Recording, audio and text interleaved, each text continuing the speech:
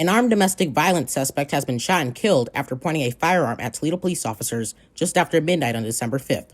At approximately 12:33 a.m., the female victim placed an emergency call to 911, whispering and crying while speaking to the operator. Over the course of the more than 8-minute 911 call, the victim stated she was involved in a domestic situation with her child's father and had locked herself in a bathroom.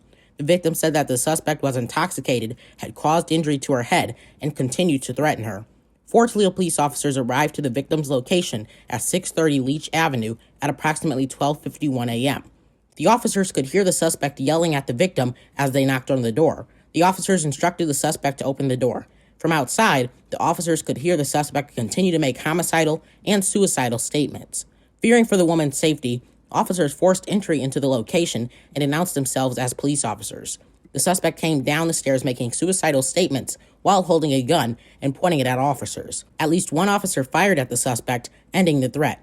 Officers checked the safety of the victim, then began CPR on the suspect. Toledo Fire and Rescue Department personnel were already on scene and staged due to the victim's statements. TFRD was called inside the house to render medical aid to both the victim and the suspect. The suspect was pronounced dead at the scene. This investigation is ongoing. At this point, TPD can confirm that at least one officer fired multiple shots at the suspect. Per the TPPA labor agreement and department policy, any officer directly involved in a deadly force incident will be placed on administrative leave. Chief Call will hold a news conference on Monday. The time and location is to be determined. During the news conference, the 911 call, the body camera footage, and additional information will be made available. Reporting in Toledo, I'm Jaden Jefferson.